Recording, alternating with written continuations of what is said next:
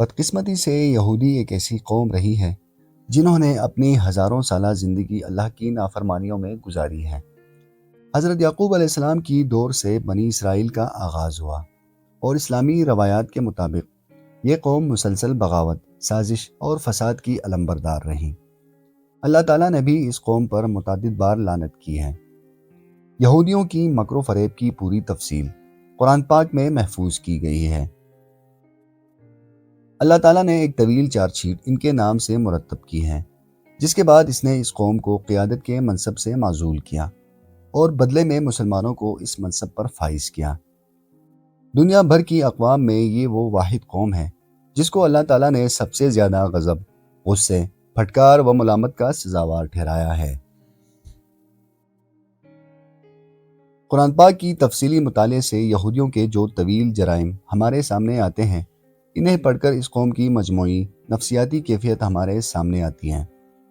یہ قوم عہد و میعاد کی مسلسل نافرمانی کرتی، چنانچہ آخرکار کوہ طور کو ان کے سروں پر اٹھا کر لٹکایا گیا۔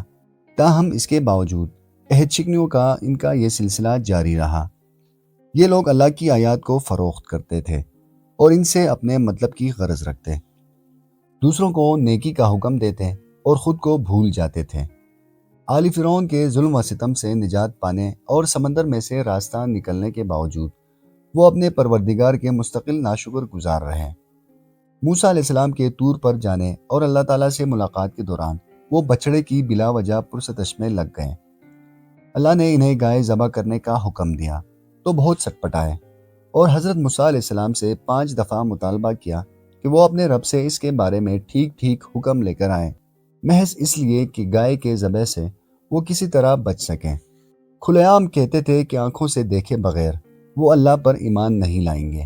اللہ نے جب انہیں آسمان سے بلا مشقت رزق، من و سلوہ فراہم کیا تو ضد کر کے اسے اپنے لیے بند کروایا اور مطالبہ کیا کہ زمین سے ان کے لیے اناج اور سبزیاں اگانے کا بندوبست کیا جائے۔ صحرا کی سخت دھوپ سے بچاؤ کے لیے اللہ کی جانب سے ان پر بادلوں کے سائے جیسے ٹھنڈک مہیا کی گئی، مگر مجال ہے کہ انہوں نے کبھی اللہ کا شکر ادا کیا ہو یا عاجزی اختیار کی گئی ہو۔ اللہ نے انہیں ایک بستی میں داخل ہوتے وقت حدتن یعنی معافی کا لفظ ادا کرنے کا حکم دیا۔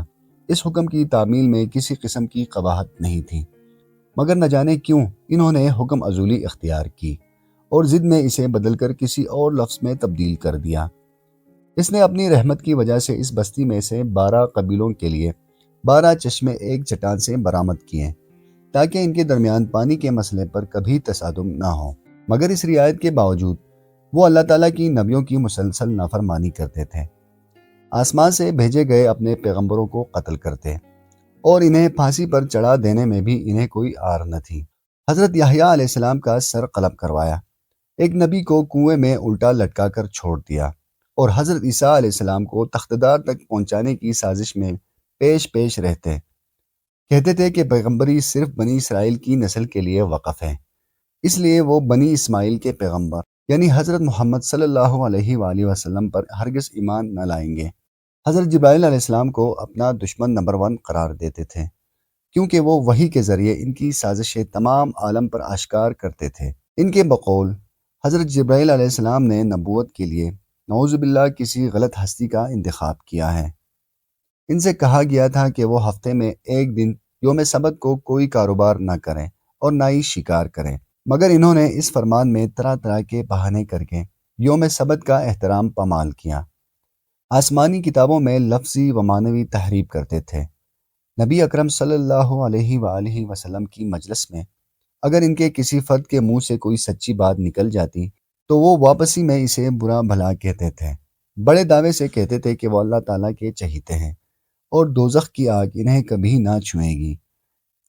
ان کے آپس کے اختلافات بھی شدید تھے، باہمی قتل و غارت کرتے تھے اور قبیلوں کو ان کی بستی سے نکال لیتے تھے، جیسا کہ اب انہوں نے مسلم فلسطینیوں کے ساتھ کیا ہے۔ علل اعلان کہا کرتے تھے کہ ان کے دلوں پر غلاف پڑا ہوا ہے، اس لیے اسلام کی کوئی بات ان کے دلوں میں اتر ہی نہیں سکتی۔ حضور صلی اللہ علیہ وآلہ وسلم کی آمد سے پہلے وہ ایک نبی کی آنے کی پیشن گوئیاں کرتے تھے اور اہل مدینہ سے کہا کرتے تھے کہ اس نبی کو آنے دو، پھر ہم تم سے نمٹ لیں گے۔ لیکن نبی اکرم صلی اللہ علیہ وآلہ وسلم کی آمد کے بعد وہی یہودی پھر ان کے بدترین دشمن بھی بن گئے۔ جادو سیکھتے اور سکھاتے تھے اور اس کے ذریعے میاں بیوی میں تفرقے ڈالتے تھے۔ جادو کو جناب سلیمان علیہ السلام سے منسوب کرتے ہیں، حالانکہ قرآن کہتا ہے کہ ان کا جادو سے کوئی تعلق نہیں۔ نبی اکرم صلی اللہ علیہ وآلہ وسلم پر بھی ایک بار انہوں نے جادو کیا تھا، اور مزید ایک بار بھاری چٹان کے ذریعے آپ کو ہلاک کرنے کی کوشش بھی کی گئی تھی۔ حضرت سلیمان علیہ السلام کو بھی وہ نبی نہیں مانتے تھے، بلکہ محض ایک بادشاہ قرار دیتے تھے۔ حضور صلی اللہ علیہ وآلہ وسلم کو مخاطب کرنے کے لیے اگرچہ رائنا کا لفظ استعمال کرتے تھے، یعنی ذرا ہماری بات سنیں، لیکن عادت کے مطابق آواز دبا کر رائنا کو رائنا کر دیتے تھے، جس کا مطلب ہے نعوذ باللہ، اے ہمارے چرواہے۔ سمجھانے کے باوجود بھی اس خبیث حرکت سے باز نہیں آتے تھے۔ قرآن پاک میں جب کبھی سابقہ حکم منسوخ کر دیا جاتا تو اس منسوخی پر اعتراض کرتے تھے۔ نہ صرف وہ بلکہ مسلمانوں کو بھی اس پر اکساتے تھے۔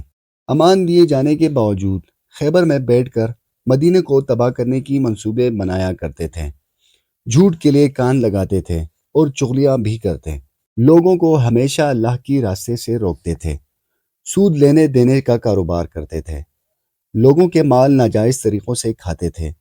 انہوں نے 2 مرتبہ زمین میں فساد اعظم برپا کیا تھا، اپنے نبیوں پر دوسروں کی بیویوں کو تانک جھانک کرنے اور ان سے خود اپنی بیٹیوں اور بہنوں سے نعوذ باللہ بدکاری کرنے کے الزامات بھی لگاتے تھے، اور ذرا سی شرم بھی محسوس نہیں کرتے۔ جب سیدنا موسیٰ علیہ السلام نے یہودیوں کو فلسطین کے حکمران کے خلاف جنگ کرنے کا حکم دیا تو انہوں نے جواب دیا، اے موسیٰ، ہم وہاں ہرگز داخل نہیں ہوں گے جب تک کہ وہ لوگ وہاں موجود ہیں، آپ جانیں اور آپ کا رب جانے، ہم بہرحال یہیں بیٹھے رہیں گے۔ کہتے تھے کہ یہ جانور اور کھیت محفوظ ہیں، انہیں صرف وہی لوگ کھا سکتے ہیں جنہیں ہم کھلانا چاہیں۔ کہتے تھے کہ ہم اللہ پر اس وقت ایمان لائیں گے جب تک کہ اسے اپنی آنکھوں سے نہ دیکھ لیں۔ اور ان میں سے ایک گروہ اپنے لوگوں سے کہتا تھا، نبی صلی اللہ علیہ وآلہ وسلم پر جو کچھ نازل ہوا ہے اس پر صبح ایمان لاؤ اور شام کو انکار کر دو۔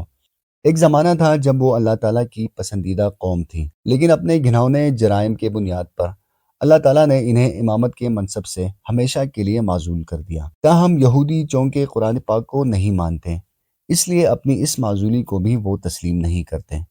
کہتے ہیں کہ آج بھی یہودی اللہ تعالیٰ کی سب سے چہیتے اور پسندیدہ قوم ہے۔ بنی اسرائیل پر صرف قرآن میں پھٹکار نہیں کی گئی، بلکہ ان کے صحیفوں میں بھی یہ لعنت اور پھٹکار جا بجا درج ہیں۔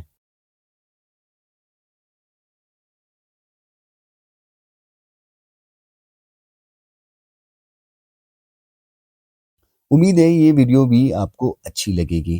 اپنا خاص خیال رکھیے گا۔ مجھے اجازت دیجیے، اللہ حافظ۔